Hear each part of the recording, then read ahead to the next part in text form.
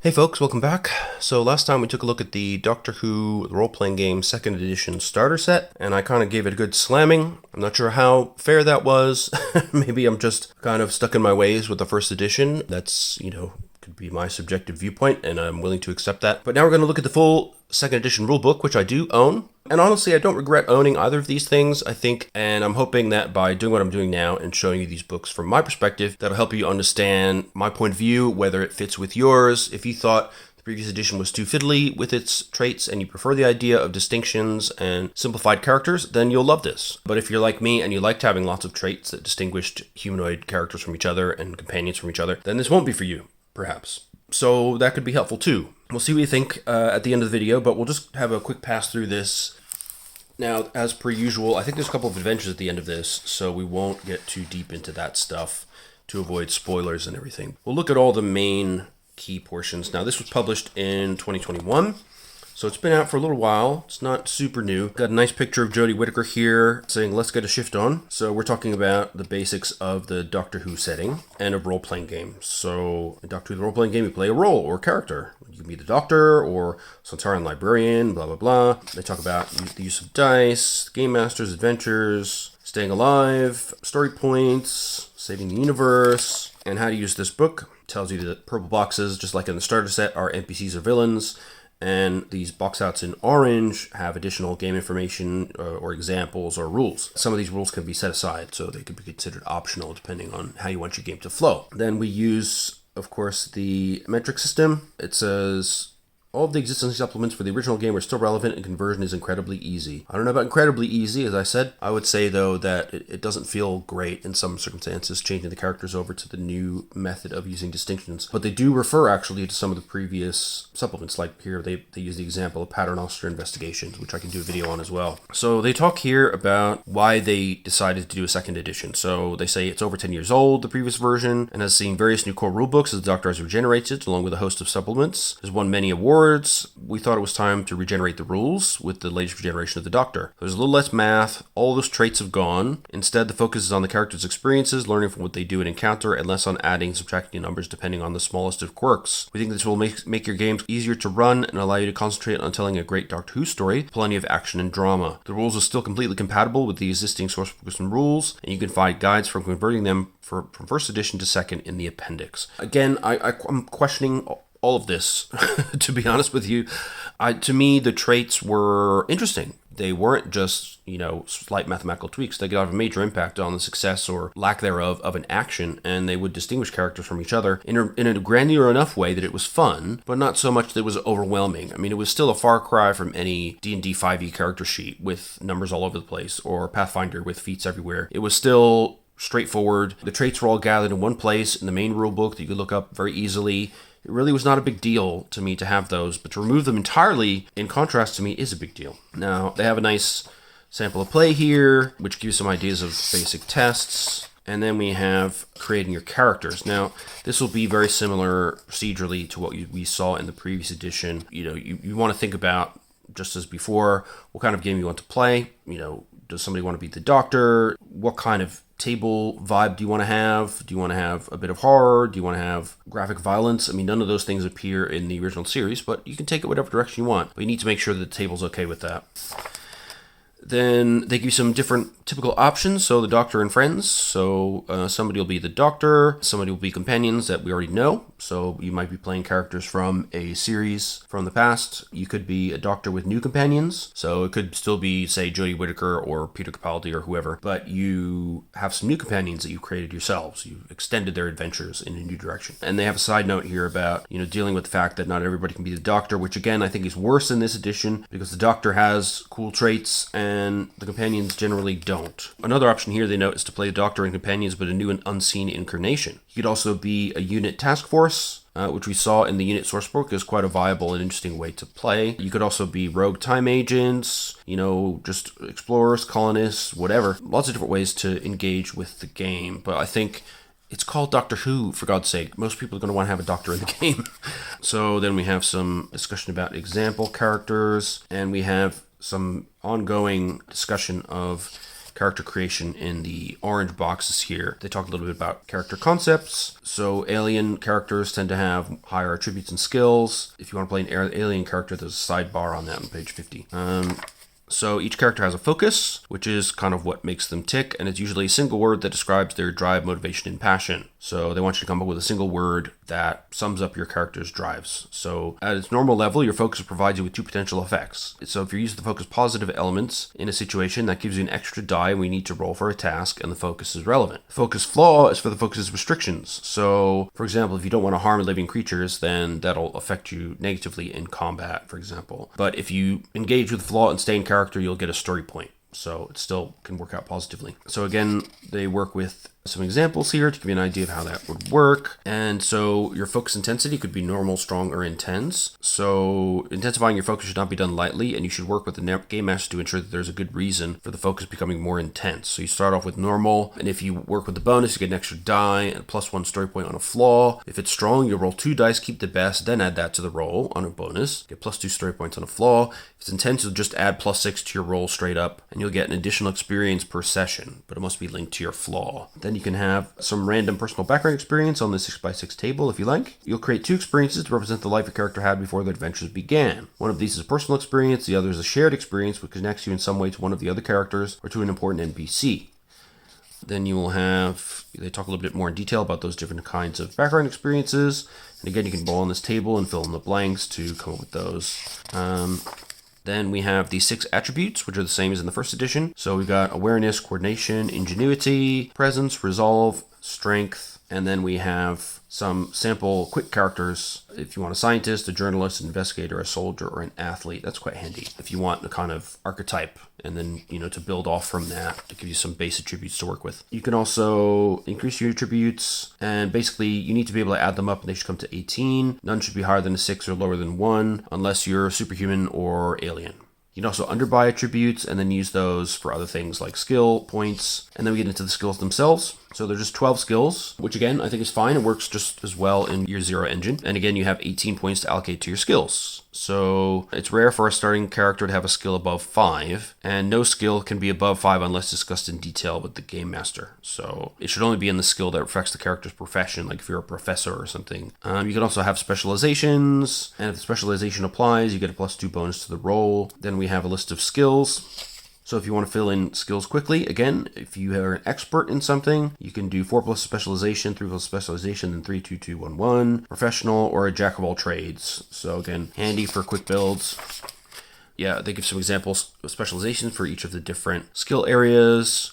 So for conflict, you could be a boxer, you might be good with pistols or psychic defense. For convincing, you could be good at fast talking, bluffing, seduction, whatever. And then there's a box out here about common knowledge, which we'll be familiar with as well from the first edition.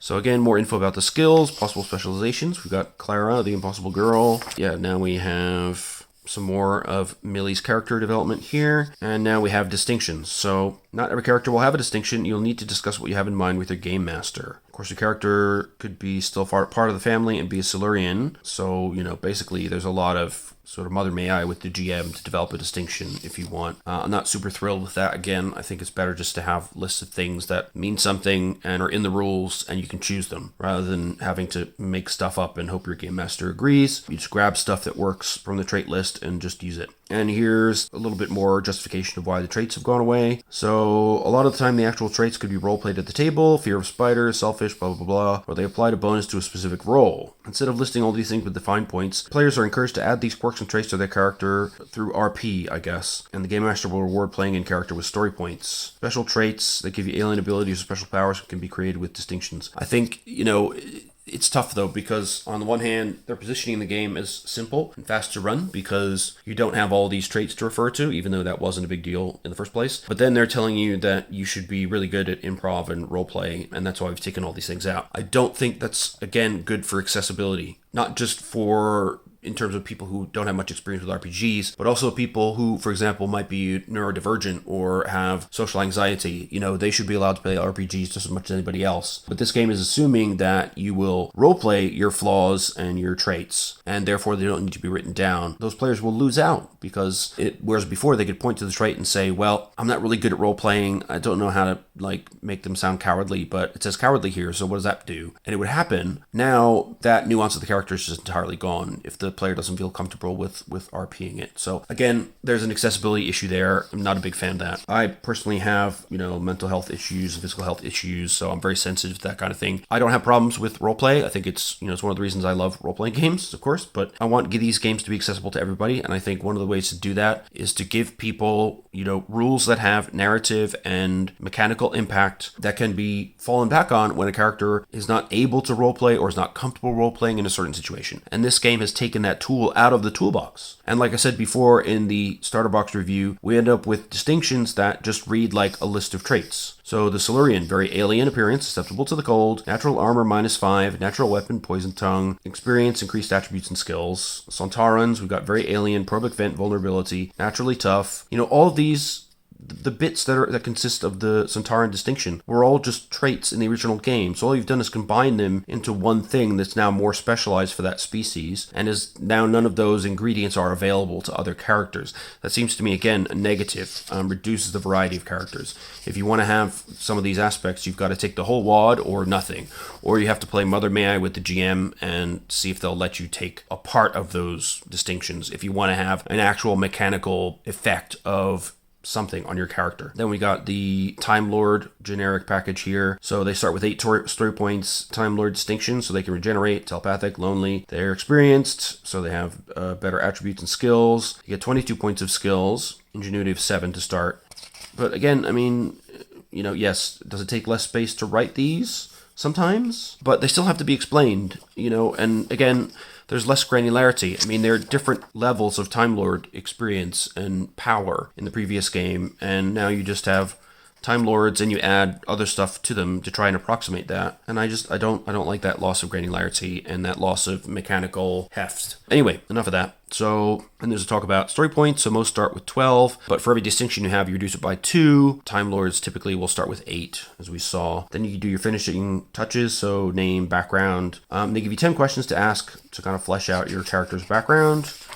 Who are your best friends, what are your best or worst memories, biggest fears, blah, blah, blah. Then we have the tech levels, which are the same as we've seen before. So the typical modern day Earth person will have a tech level of 5, whereas Time Lords are sitting at level 10. Ancient Time Lords will be at 11, and 12 is basically beyond anybody's comprehension. Then you'll need to set some personal goals for the character. So you want to come up with 2, a short-term goal and a long-term goal. So if you accomplish a short-term goal, you'll give your character 2 to 4 XP, which you can use to improve skills and attributes. Long-term goals could take months or long story arcs to achieve, and the Game Master will reward you with story points or something even cooler. So that could be things like starting your own business, developing interstellar travel, practicing to be a professional concert violinist. I don't know why you need to do that, but there you go. Then we have equipment and personal items. Gadgets, of course, are a special case of equipment, and they get looked at in detail in Chapter 3. And then when you gain experiences, so at the end of each session, the Game Master should ask each player about moments they have noted, and then with the Game Master's approval, you reword that moment into an experience that you note on your character sheet, and each experience is worth 1 XP, so add that to the total on your sheet as well. But you still get an XP just for showing up. You never gain less than 1, but you may earn additional XP for gaining experiences. Again, this is an issue I have, not just here, but also with Year Zero, I found from Free League, is that they have this kind of checklist of, did you do cool stuff in the session? And then different people get different amounts of XP.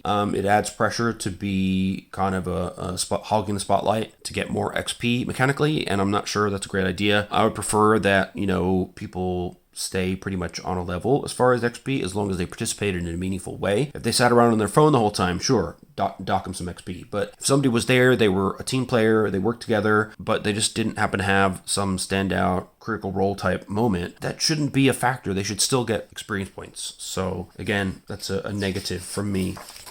Then spending experience, so you can improve skills. You can purchase a new skill during downtime for 4 XP, and you can justify that in some sort of way, and so you'll mark a 1 on that skill where you had 0 before. You can improve an existing skill, so it costs 2 XP multiplied by the level the skill is increasing to. So if you want to go to level 5, you need to spend 10 XP to go from 4 to 5. You can also buy specializations for 4 XP.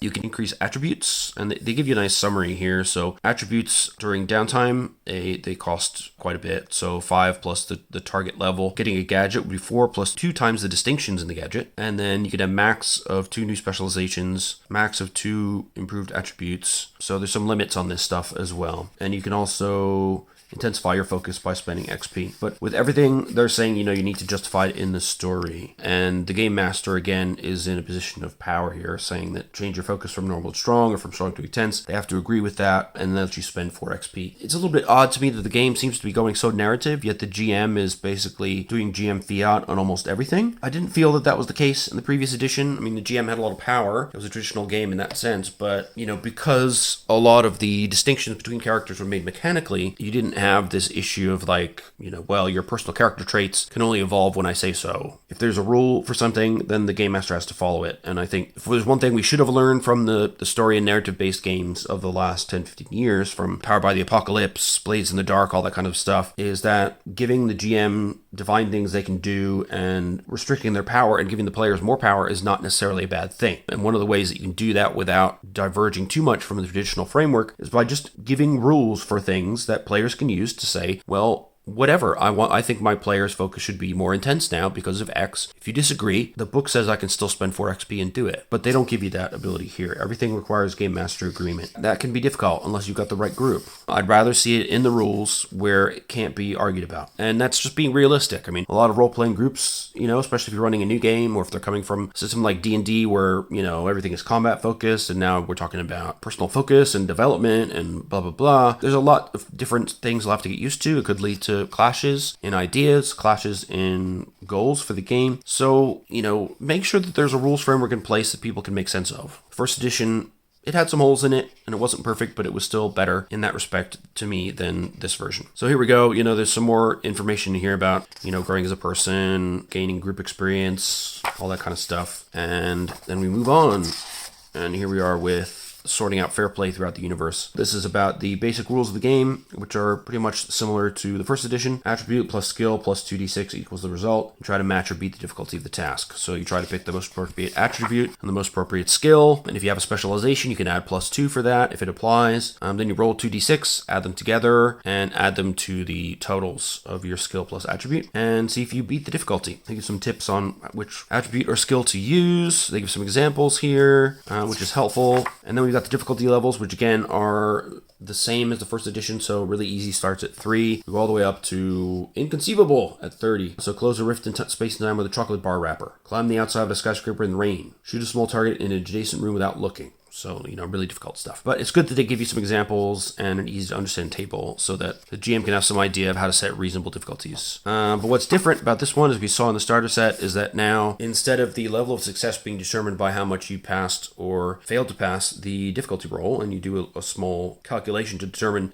how much you were over or below the target number, now it's about whether you pass or fail with any 1s or 6s. So passing with a 6 is good, or failing with a 6 is better than failing with a 1, and passing with a 1 is worse than passing with a 6. And if you have no 1s or 6s, and you pass, then it's just a pass. If you fail with no 1s or 6s, it's a fail. There's something to be said for that. It's simple. There's no calculation required, but you do have to remember what you rolled. I think it makes more intuitive sense that the level of success would correspond with the amount by which you missed the result, rather than whether there's a 6 or a 1 present. But again, it's entirely subjective. I think it's just about what you prefer. If you don't mind doing a basic addition or subtraction to get a success level, then 1E is better for you. If you'd rather just be able to tell on sight whether you've got a bad or a good situation, then this edition will probably be better for you. So then we have the use of story points. So you can spend story points to bend the laws of reality. And so you can spend a story point to get a hint from the GM. You can spend a story point and have advantage. So this is unlike the original game. In the original, you could spend a story point to roll 2 additional dice. And then you could spend more story points to add 1 dice at a time to that total. So you could roll a whole handful if you spend a lot of story points. Here you get advantage. So you roll 3 dice and discard the worst. So, that's not nearly as good, I think. I would expect more failures to happen after spending a story point in this game than the original. You can can also use story points to trigger distinctions, so that you might need to do that to do a power, for example, like a telepathic ability or something. If you fail, you can tweak the roll by spending a story point. So you can spend a single story point to bump the result up one level in your favor. So you can go from disastrous to just regular failure.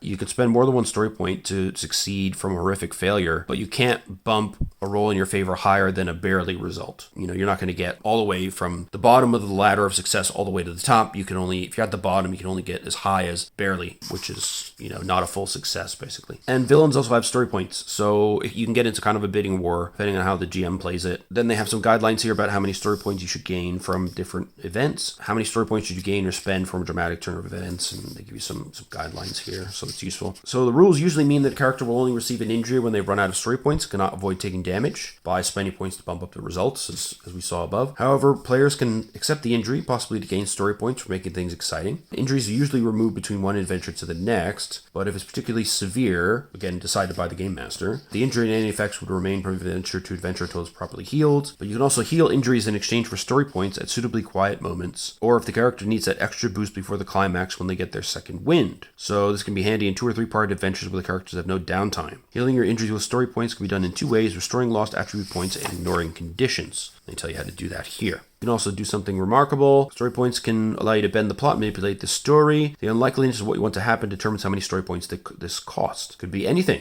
Could be major plot changes. Here they give an example of stop the immortal creature Vernaxi in a temporal paradox isolated from the rest of space and time. So the GM decides it's going to cost 12 story points. They think about a way to do that, and then they lure the Vernaxi in and trap them. So you can use story points in pretty crazy ways if you want to, but you could do that in the first edition as well. You could also do things with gadgets. Gadgets that have story points means that you can use those story points for the gadgets to do things that they're not designed for. But again, if your gadget runs out of story points, then it's considered kind of spent or broken, so you need to take that into account. Sonic screwdrivers and better gadgets will have more than one story point, but a lot of gadgets only have one. You'll have one chance to use it for a special thing, and then it'll be busted unless you donate your own story points to it. You can also use a story point to help somebody do something that they've got no skill in. So this is limited to basic stuff. You can't make somebody fully fly the TARDIS by themselves. And the best they can do is get a success. But you can help somebody to do something you normally wouldn't be able to do by giving them instruction, and that costs a story point. So you can gain story points as well. Basically, it's about being dramatic or brave. If you risk yourself to save somebody, or if you try to save the innocent, or you avoid killing people or acting stupidly, then you can get a few story points. If you choose to act like the Doctor and get captured rather than resist violently, that could be seen as playing within character and give you a story point. Play in tune with your character's focus flaw, of course. As we saw before, you can get story points. If things are getting desperate, then characters can also donate story points to each other to help through a particularly major moment. And you can do it in a few ways by, giving a dramatic speech, an encouragement, or a kiss, or whatever. Again, it's sort of RP dependent, which it was in the first edition as well, but the fact that the rules say you can do it, I would argue that you don't need to act out the rousing speech. Just say you're doing it. The character will do it better than you because they're the Doctor or whoever, and therefore the story points are transferred, and that should be enough. And again, so the maximum number of story points can be 12. During the adventure, you can have more than that, building up to some big smasher of story point expenditure at the end of the adventure. And then we get into conflicts, which are contested rolls. So you determine what you want to do and what the NPC is doing to prevent it. Then you roll a dice and works out the result for the NPC. You do the same for your character, and then the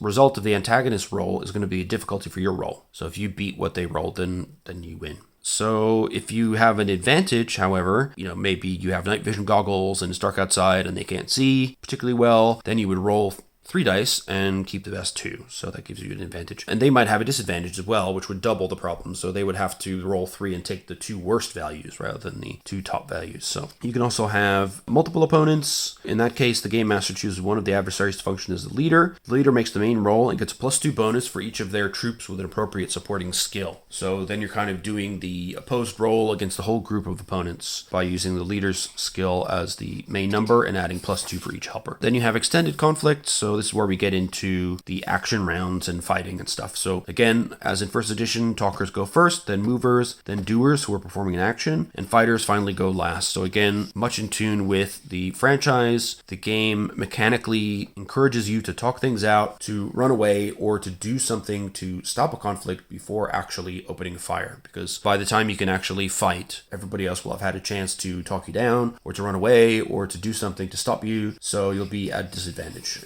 going last in the turn. You can also change your mind if you set yourself up to do something in a later phase, and then you haven't acted yet. You can actually jump into an earlier phase if you want. And then you have reactions as well. So if you want to defend yourself from an adversary, then you can make a reaction. So it works similar to any other contested role, and they give some example reactions here that could be done, and it's only a small sample of possible combinations. You can only react though if you're aware of the action being taken against you, which of course makes sense. If you get more than one action in a round, and that includes resisting, so that means that you're going to get penalties on your next action. So every other different action you take in the sequence is at a disadvantage. So if any of these additional actions is a reaction against another attack, then the attacker will get an advantage as well as you having disadvantage. So again, you have to choose your reactions and your actions carefully. And if you get through all that, including the fight stage, and the conflict is not resolved, then you go back to the start of the round and do the whole thing again.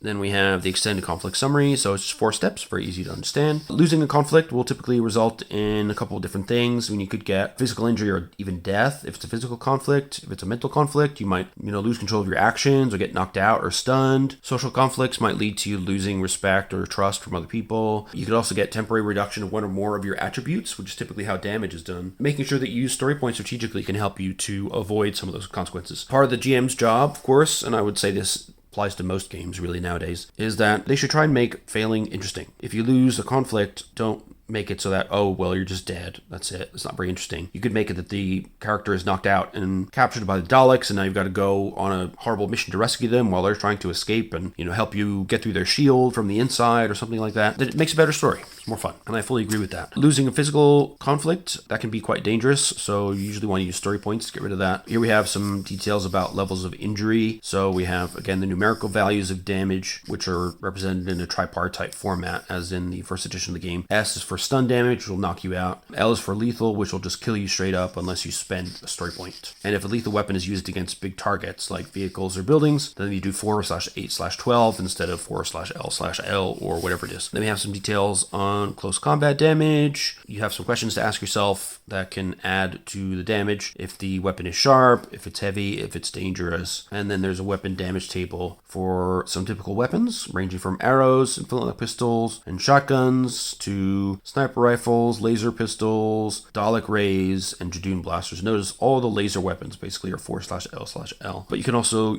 use cover, which we'll get to in a minute. As per the starter set, we have the handy hit location table. I like this because, it adds a little bit of story relevance. If you get clipped by a Cyberman laser in the leg, it makes sense that it would affect your coordination or your resolve rather than, your strength, depending on the situation. Whereas being hit in the head can affect quite a lot of things, so you want to avoid that. It also gives you incentive to try and get behind cover and protect the more sensitive areas of your body, which is always useful. Then we've got the cover table, which is the same as in the starter set. There's only 4 examples of cover type: wood, brick wall, concrete wall, and steel wall. And it gives you the armor value, so how much it reduces damage and how much damage it can take before that cover is destroyed. And then you have armor protection, which again doesn't apply to lethal damage weapons, but force fields can block lethal weapons. And there are other ways to get damage, like falling, drowning, extreme cold and heat, fire, radiation. So here's some example damage for extreme heat and cold: being in the vacuum. Mental conflict, so this is resolved the same way as physical threats, but you're using ingenuity or resolve to determine the amount of damage instead of strength or coordination. Damage is usually taken from the character's resolve until it reaches 0. Character has lost their will to resist or falls unconscious. The damage is then restored at the end of the scene, but the effects of losing may be longer lasting if they've been, for example, possessed or mind controlled.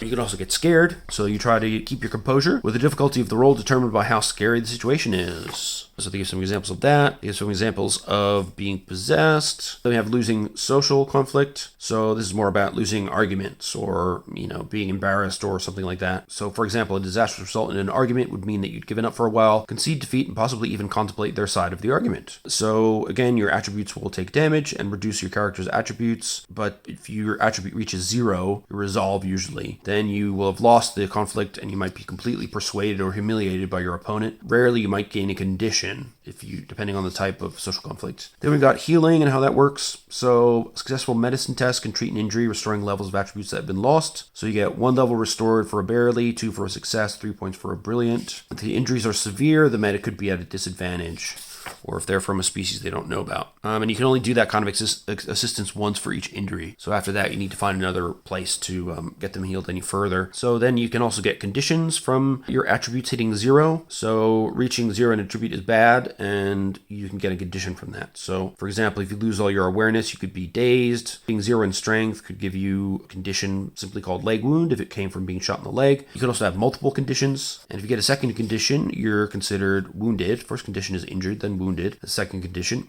And when you're wounded, you're acting at disadvantage. Everyone acting against you is at advantage, so you're an easy target. They give some example conditions here, again, not exhaustive at all. And then the effects of multiple conditions. So if you have a third condition, you go from wounded to defeated, and you're basically out, and you get a bad experience, which, is tough for your character. So the XP the character would have gained for this experience is instantly spent, effectively removing one or more of the conditions, depending on the situation and severity of the injuries. Bad experiences mean that your character has had a nasty encounter and reflects the character's dislike for constantly being injured in their travels. If this happens again, the bad experience is reinforced, and if it happens a third time, the character leaves. You should then create a new character. Friends and companions can die, but more often they leave the TARDIS through their own choices or circumstances that the Game Master develops with the player to write them out. It doesn't mean they won't return briefly in the future, or their return will be limited.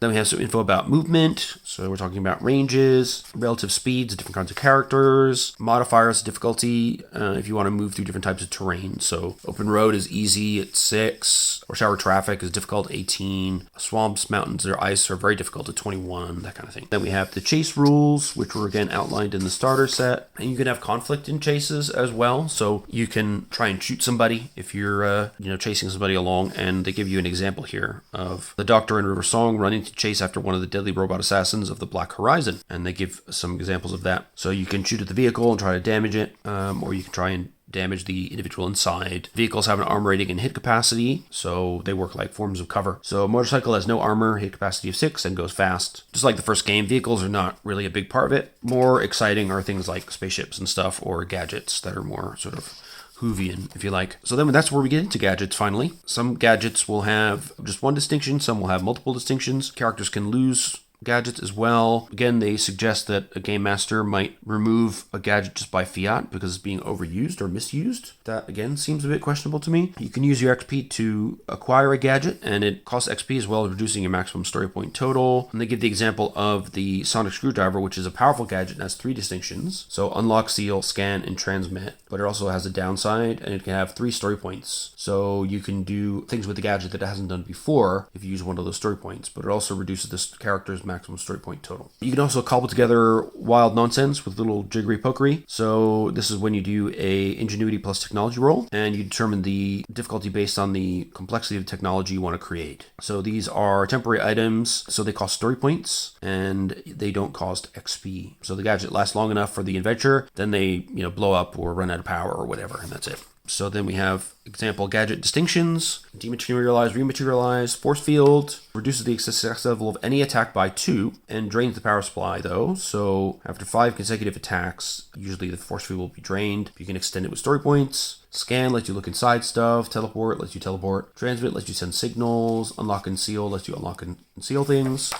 It's, pretty straightforward stuff. Vortex means you have access to the space-time vortex. So it's a time-traveling device, basically. Then we have some more tips about gadget story points, and then you can have some example gadgets: 51st century squareness gun, datapad, lockpick, engram eraser, hallucinogenic lipstick, psychic paper, sonic screwdriver, vortex manipulator. Not a huge amount, but there are a few. Now we have info about time travel. So first we talk about the TARDIS. They require an enormous amount of power, so in order to do that, they are connected to the power source known as the Eye of Harmony, which is basically an inexhaustible source of energy developed by the Gallifreyans on their home planet. And the TARDIS also has extensive levels of force fields to protect it from almost anything. And they can also be extended to create safe corridors or to protect time travelers just outside the TARDIS. It also has a perception filter so that people kind of tend to ignore it. It has a chameleon circuit, but the Doctor's chameleon circuit is broken, so it always looks like a blue police box from the 1960s. It also has the hostile action displacement system, HADS, so if the TARDIS senses danger that might cause it damage or threaten to destroy it, it will take leave by itself and disappear. It also has an internal weapons deactivation system, so basically if anybody tries to commit violence inside the TARDIS, it will stop your weapons from working. It also has sensors and scanners, and they're very advanced. It has also got telepathic circuits, so you can connect to the essence of the TARDIS telepathically. It also has a universal translator that works for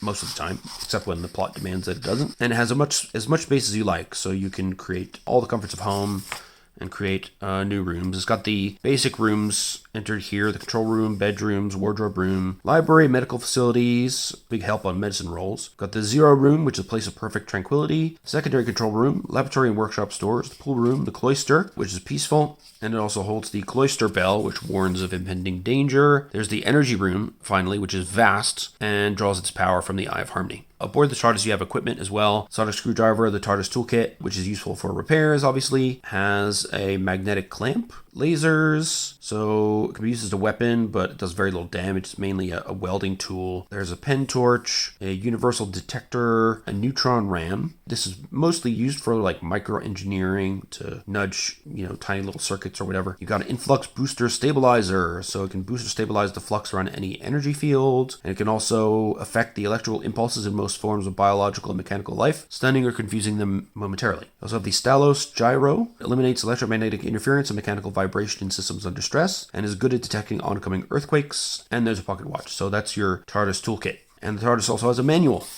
So if there's anything you don't know about, you can use the manual to make a repair and get a +3 bonus to the task, but it also takes more time because you need to refer to the manual. Then you have the chameleon art, which is rarely used. So this is where the Time Lord basically subjects themselves to a sort of genetic complete reconfiguration. It's painful, it takes away their memory, sense of time, and it changes their physical aspects, basically making them appear human to medical scans or to whatever. And then their lost essence is held in some other inconspicuous item protected by perception filter. So to undo it, they just need to open the pocket watch and everything comes flooding back, but they need to be reminded to do this by somebody else because the perception filter prevents them from thinking of it by themselves. And then the time machine aspect, which of course is critical. So then we talk about the different kinds of time machines. So it's nice that the core book has a bit more info on this than perhaps the original box sets. We've got info on, for example, time corridors, vortex manipulators, Dalek time technology, 51st century warp drives, Trula warships, 79B Aikman Road, the Test Selecta, and then ways you can create a time machine.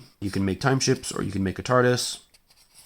So you start with a concept and a focus, and here's the example of the 13th Doctor's TARDIS. So the concept is it's an ancient and protective TARDIS focusing on exploration, has its own attributes, just like the TARDIS in the previous versions of the game. Its distinctions are experienced, invulnerable, sentient, telepathic, and vortex. Tech level 10 and 15 story points. But you can also have a Taurus time machine, you can have a war machine, so a TARDIS from the Time Wars, a Justice machine, some like mystery. Some are traps, so beware of that. TARDISes have a lot of story points by default, so that tends to be important. And then they talk about the distinctions that your time ship or time device can have. It can include things like cloaking devices, foresight, so it gets a little bit of precognition. It could be armed. Again, the War TARDIS has had that. Invulnerable. Anything less than ship scale weaponry is ignored. And even then, ship armaments are half as effective as they would normally be. You can also have sentient, which is something that the TARDIS has. And of course, you need the vortex trait to be able to access the space-time vortex and travel in time. Now, if somebody does, however, manage to damage the TARDIS, you have a system damage die roll, 1 to 6, and it'll damage one of the attributes. And then it tells you the effect of having a 0 in that attribute. So, for example, if you get 0 in awareness, the ship is blind and can't navigate. You may complete your current course with +5 difficulty, but you can't plot a new one, and there's no sensors anymore. If you get a 0 in resolve, the ship may well have been destroyed. The frame that holds it together has suffered catastrophic damage. Just activating it may cause it to explode. No strength, the ship has no power to drive itself forward, but it can't fight through the storms of the vortex, and it can't use tractor beams or force fields. Then it talks about how to repair the damage, so using ingenuity plus technology and different difficulties depending on whether they're short or long-term repairs. And don't forget you get bonuses if you use the manual and your tools and stuff, but that could affect the amount of time the repairs take. You could also have random journey events. So bumpy rides, maybe something spooky happened, somebody attacked you, there was a breakdown, the journey was really too long and you got on each other's nerves, or you found some treasure. You don't know what it is. Traveling through time, you need to plot a course. So you do an ingenuity plus knowledge roll, difficulty 12. It's increased to 15 when you're traveling in space as well, and 17 or more when traveling in especially long distance for like centuries or millennia. Failing the roll doesn't mean you have no course at all, just a flawed one. So, you'll just be a bit off. So if you enter the vortex and you have one of these levels of success, then you'll need a certain number of course adjustments to get yourself to where you need to be.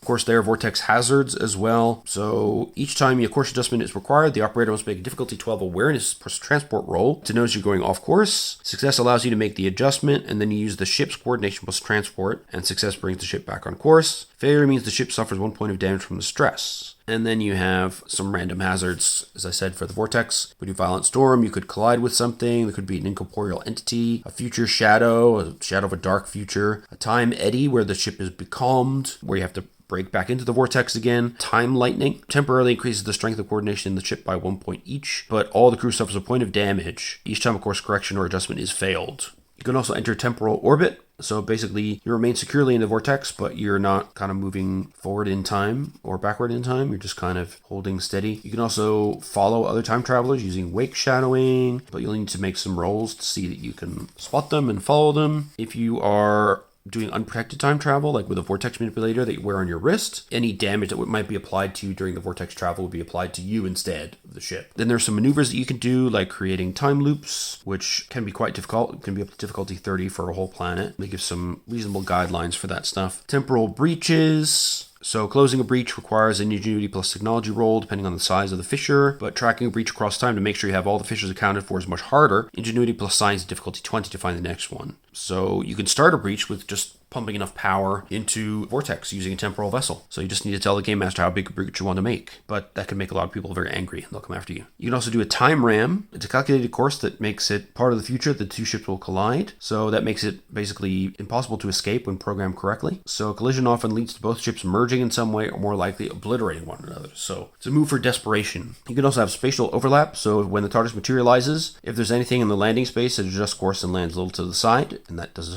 so automatically. But it's eventually transcendental, so it can also choose to materialize over something and swallow it inside if you turn off the safety features. And you capture everything in your area that your TARDIS lands on. So you could, overlap somebody's car and capture it or whatever. It does say, don't attempt to spatially overlap another TARDIS. The dimensional nature of both ships will cause a spatial loop where the inside and outside of both become the same. Every attempt to try and leave the ship, you come out on the inside. And unless you can separate the ships, there may be no end to the loop. With the ships layered together, it's extremely difficult to just take off and undo it. Wake shadowing, in turn, is the way that you follow other time ships through the vortex. So you need to make an ingenuity of the ship plus your transport roll with a difficulty from 10 to 20. The more powerful the ship is being followed, the easier the difficulty is, the more wake it creates in the vortex. So be aware of that. Then we have some info on paradoxes. You can cause things like bootstrap paradoxes, which are fine. It's basically just a causality loop.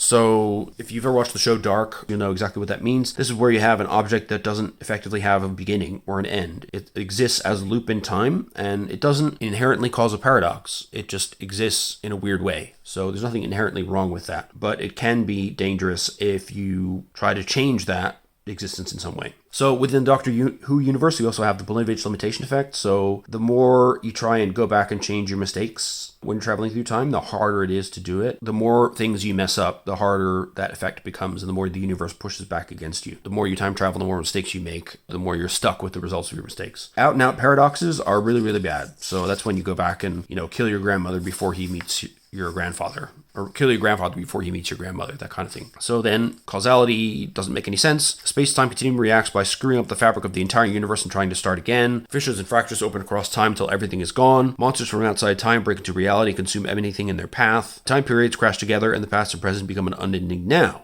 So that's bad. Now, some vessels are powerful enough to hold time together and maintain a paradox, and often the universe tries to heal itself by taking the paradox out of the space-time continuum, creating a time spur. So it isolates the paradoxical event, freezing it out of space and time, and lets it resolve itself and heal before integrating the event back into the fabric of space-time. The only way to escape a time spur is to resolve the paradox, but that has to be done quickly, because if you're trapped in a time spur, the Reapers, who are the universe's time antibodies effectively, will come and feed off of your trapped potential timelines. Then we have the time time wars, of course. So once a time war has begun, there's no way of stopping it. It stretches till the end of time. It always has been and always will be. Only the absolute destruction of one side can truly end such a war, and one might destroy the whole universe to end it. So, yeah, watch out for that. Chapter 5, so this is about game mastering, or game missying. So just some general game mastering tips. Why have a game master? I think that's clear at this point. What do you do as a game master? How to prep. The need to improvise, especially given that you're dealing with roles that can lead to unexpected random outcomes. Safety tools, I really think it's nice that they mention those, but really I don't think they should be necessary for a Doctor Who game, because Doctor Who games are by their nature kind of non-violent and typically don't have gore or sexual situations or anything like that. And again, they're kind of repetitive here. They repeat some stuff you already know from the beginning about what you need to play, the concept of the game, and the concept of the team TARDIS Session 0. Then it gets into the more useful stuff like how do you build a basic plot, constructing a setting, using a bit of history, using history in a way where you're not kind of whitewashing it and avoiding the bad things that happened in the past, for example. And using one of the great strengths of Doctor Who, which is the way it kind of blends genres. You have gothic horror, you have modern mystery, you have pulp sci-fi action, you got it all, and that's what makes the show sort of never-endingly interesting if it's got a good showrunner anyway. And then we have much more detailed tips on setting up an actual adventure, which is helpful. So they frame it as like a Doctor Who episode. You have a prologue, the beginning, rising action, the end where the conflict is resolved, and then you have an epilogue which shows the aftermath of everything that happened. And the MacGuffin, of course, you got the plot hook for the scenario. So they give some examples of things that could fit these different characterizations. Some example villains and why they're good villains, which is very important. You need a villain that the point of view should make some kind of sense. Otherwise, it's fairly useless. Drawing a scene flow map can be useful. We saw that in the starter set. I think it's a nice bit of practice. And also some tips on rolling dice. I think a lot of players who were raised on D&D would benefit from this advice in most other games. Basically, in most games, you don't roll dice that much unless there's some interesting consequence for failure. If it doesn't really matter, then just let the player do the thing and move on. And then talk about, making NPCs, making them distinctive, making the villains complex and interesting, and then dealing with downtime. So that's important for players because they can obviously advance their careers. They could have life events. They could have relationship events like getting married or what have you. And there are tables for all these if you want to have those happen and you need some inspiration. You can even improve your, situation with your family, or it could get worse. You could have a family in crisis. Improve your home. And here's an example breakdown of a campaign broken down into 13 adventures. And it basically works out just like a season of the show. So I think that's pretty cool. And it helps, obviously players come into this ideally should be fans of the show. So hopefully elucidating campaign structure in this format will be helpful to them in that sense. Then setting up series of adventures and special one-offs for holidays and stuff. Doctor Light adventures where the Doctor is not involved. Unfortunately, the entire starter set is one of those, which again, I don't think was a good idea. The Game Master's Toolkit. Again, they reinforce planning. You should really draw the players in with vivid descriptions, give them challenges, but not full-on obstacles that just block progress. And that works just as well in games like Call of Cthulhu, where you don't want to gate clues and important things behind impassable roles or stuff like that. And you need to be flexible, so don't force your players down a certain path. Players of the universe is kind of a weird way to say it, but I think of it like how they say in Powered by the Apocalypse, where you should be fans of the player characters. You want them to succeed. You want them to be engaged. You want them to have fun playing the game, basically. Then we have a brief history of space and time. So this is very useful if you're new to the universe of Doctor Who. Got some great pictures of really gross enemies, including their stat blocks here. And it goes all in a sort of chronological way. We've got the Silurians here, including different types of Silurians. The Sea Devils, the Paternoster Gang, who of course have their own book, which I mentioned before, and we will look at in the future. Robot Knights, the Morax Resurgence of 1612, the Scythera Abductions of 1903, and we have Scythera statted out here as well. We've got the Unit Era, stats for Krasko, the time-altering mass murderer, who has a temporal displacement gun and vortex manipulator.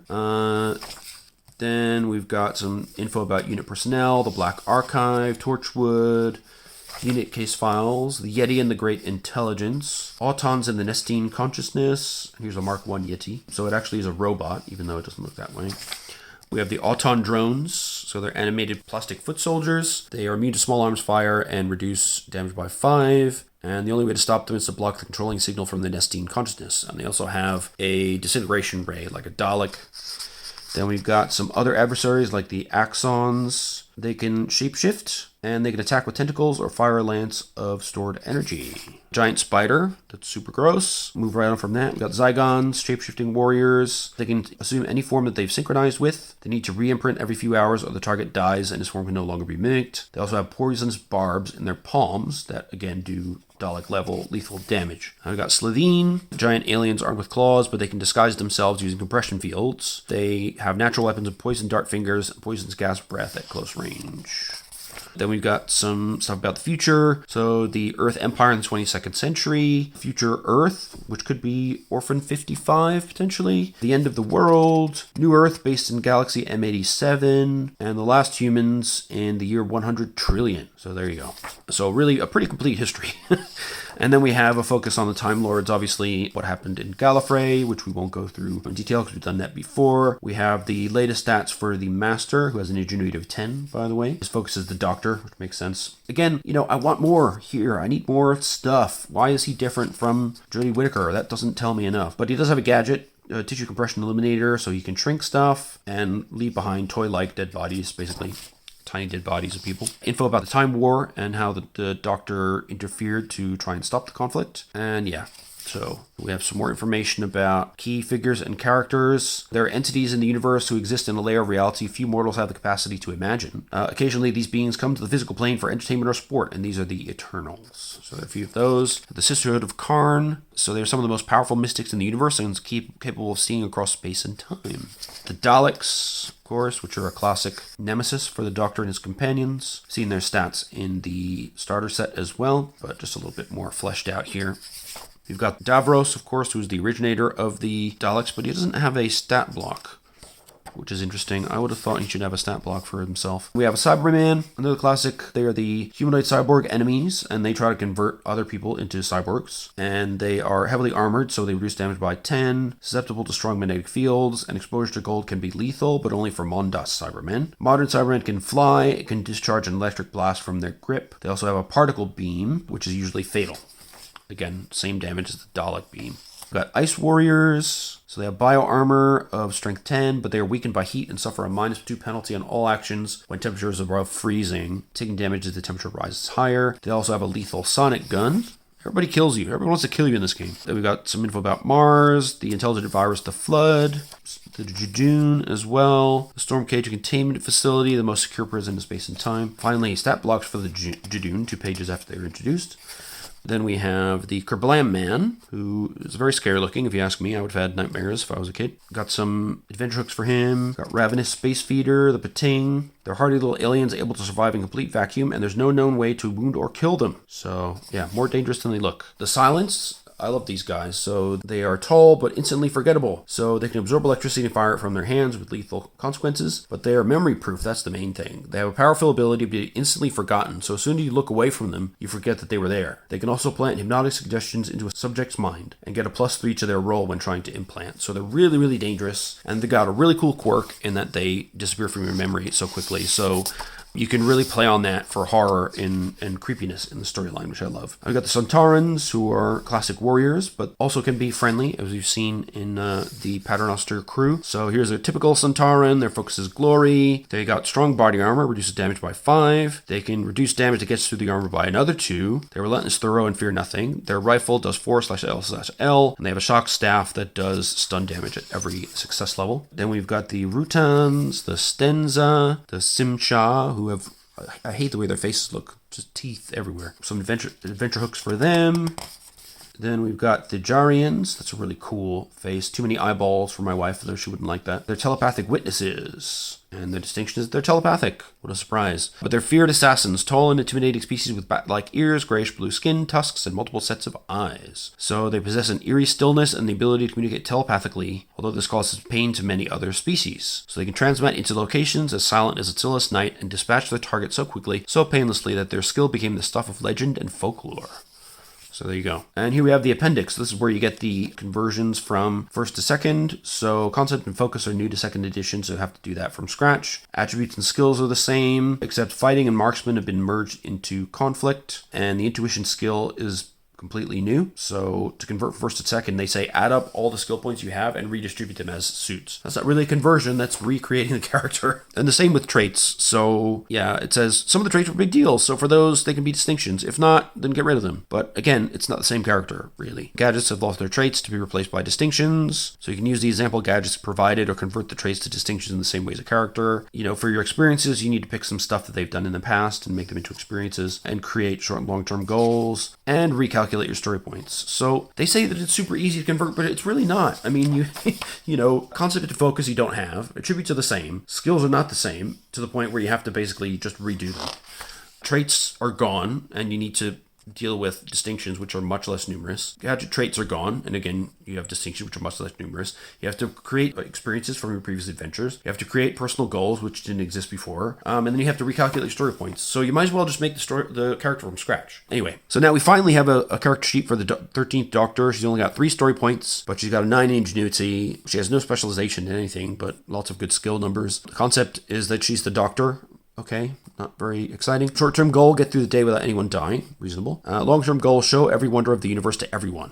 Okay, unachievable. Distinctions, Time Lord, Experienced, and Traveler. She's got the Sonic Screwdriver with distinction Scan, Transmit, Unlock, and Seal, and has 3 story points of its own. Then we have Graham O'Brien, Retired Bus Driver. That's it. No distinctions, no experiences, no equipment, no nothing. The same with Yasmin Khan. She's got no distinctions, no experience, no equipment, no nothing. Ryan Sinclair, Trainee Electrical Engineer. I mean, we've got narrative stuff here, but no mechanical difference, really, except for, mildly different choices of skills. And then we have a blank character sheet here. And that's the full game. So, yeah, I mean, it's really a shame, to be honest. I think I really enjoyed the first and kind of updated versions of the first edition with the advent of the 12th Doctor source book. But to me, the second edition of the game is just not doing it for me. I think they oversold the convertibility of first edition and second edition, as you can see in the appendix. I think you might as well just do the character over again because the skills don't translate, traits don't translate. You need focuses, you need concepts, you need experiences, you need to recalculate story points. None of it is the same, so you might as well start over. It's not really a conversion at that point. I can't help but feel that this is a little bit of a cash grab in that the system as it was, I think, was great. We had,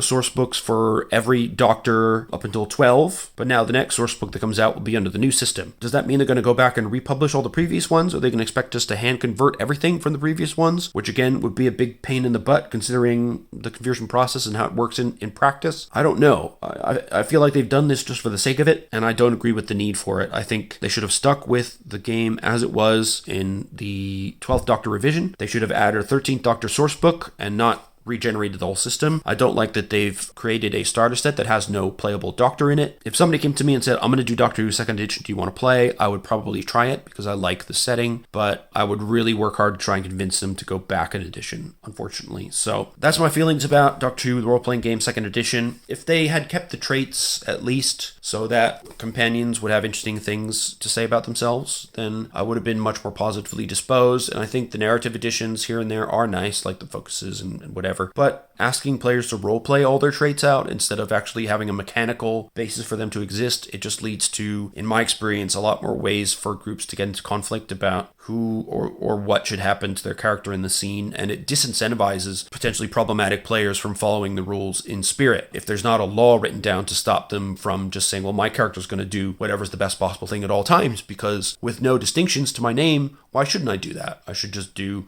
roll the best dice for everything and never take my flaws, and, that'll be fine. But where you have mechanics that actually have a reason or force your character to engage with their flaws and their problems, that kind of thing doesn't become an issue. So again, for a typical group, I would say, and even a beginning group, I would recommend the first edition over this one, because while there might be more traits and more numbers that can change because of that, I think having mechanical tools is better than relying on RP to resolve some of these issues at the table. So anyway, that's my feeling. I hope, again, that this was useful for those of you thinking about second edition. To sum it up, I would say, again, the production value is lovely, as always. Beautiful, stitched hardback. It's going to last you a long time. Unfortunately, it's going to sit on the shelf unplayed for me, and that's because of all the reasons I've already stated. I won't go through them again, but I will say they've done a great job with the visual and graphic design. If you do want a crunchier version of the Doctor Who experience, then I would definitely recommend checking out Doctors and Daleks, which we'll look at when I have some time to get into the rule set a bit more. It is significantly more complex than this game, of course, because it's based on the 5e rule set, but they've done it in a much more clever way than I expected. I bought it somewhat out of desperation because I was disappointed by second edition,